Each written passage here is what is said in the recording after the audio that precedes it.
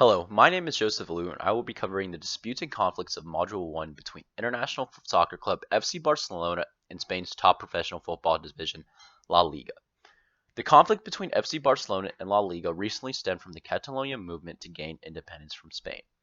Catalonia is a prolific and financially important area within the northeast sector of the Pyrenees Mountains of Spain, and has always had its own identity, differencing itself from the other parts of Spain, with the city being its focal point.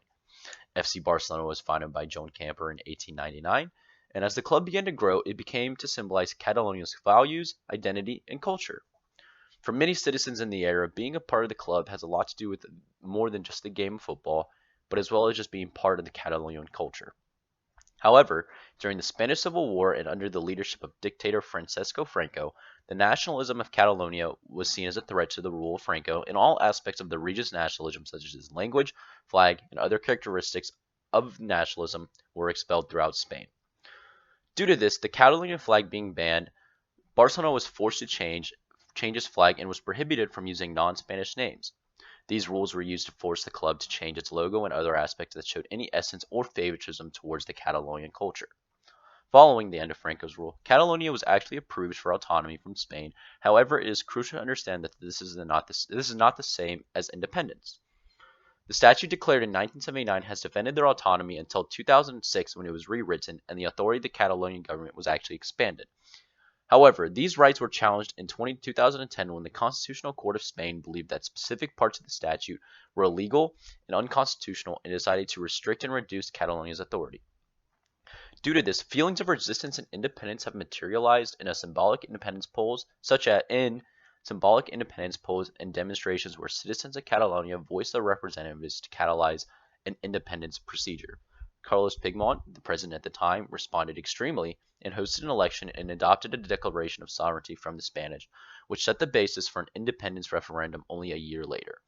Following two rounds of illegal and unconstitutional voting, where most of the population did not participate according to the Spanish government, Puigdemont used his power to announce an independence referendum, which caused heavy Spanish backlash and involvement in the Catalonian government as well as other consequences.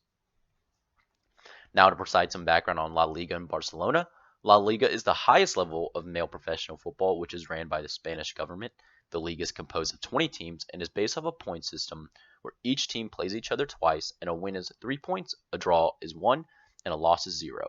By the end of the season, one champion is crowned, and the bottom 3 of the league table are actually dropped down to the second division of Spanish football, while the top 3 teams from the Spanish second division are promoted up to the first division to replace the people that dropped down. Even though that Barcelona was one of the founders of this league, La Liga has the power to throw FC Barcelona out of the league if Catalonia was to leave Spain. If this does happen, this would make Barcelona a team with no league to compete with in Spain. Additionally, if this were to happen, Barcelona would either have to relocate to play in another domestic league or have to disband the club as a whole, as the financials lost from participating in a league and the TV revenues would truly shatter the club. However, according to BBC, they could remain in La Liga if the country's laws are changed or amended. However, the process of amending these laws is very difficult. Even though there are disputes and conflicts between Catalonia and Spain, there are a few underlying mutual interests between the club and the Spanish league.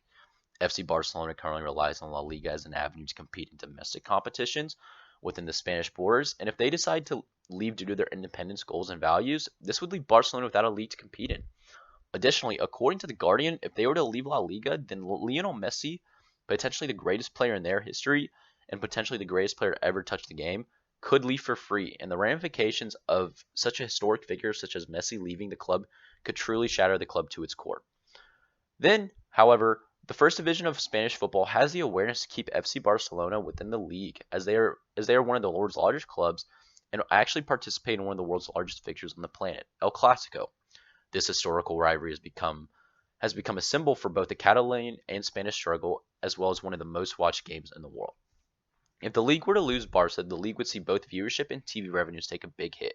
Overall, I believe that it is crucial for the two parties to understand the struggle that is happening, but to remain and communicate as non-biased parties. This is much easier said than done, as FC Barcelona has strong ties to Catalonia, as well as La Liga being a government-ran entity. However, I think that having a dialogue focused on finding the best method to create a shared benefit is by recognizing the underlying political tensions but to remain unbiased when negotiating terms. For this problem, I'd highly recommend using integrative bargaining, as this method would allow both entities to benefit from the negotiation. By utilizing these methods, I imagine that both FC Barcelona will be able to negotiate their ideas with much more respect for each other as well as understanding, which will make the process much smoother. If distributed bargaining was used rather than integrated, the possibility of conflict is much higher, as one side will always be trying to gain something at the demise of the other. However, there are some issues that must be accounted for both parties. Both parties are heavily biased, as La Liga has a bias towards Spain and Barca towards Catalonia. In order for these biases to be managed, each party must be able to become neutral in order to ensure that the benefits they are negotiating do not hinder the other party. For this to happen, Barca could possibly have to shift its position on independence, but could still remain a symbol for the area, such as a symbol for, the language or the culture of Catalonia, but rather not as a symbol of independence. La Liga must also remain neutral, as the effects of Barcelona leaving the league would have damaging ramifications both commercially and politically.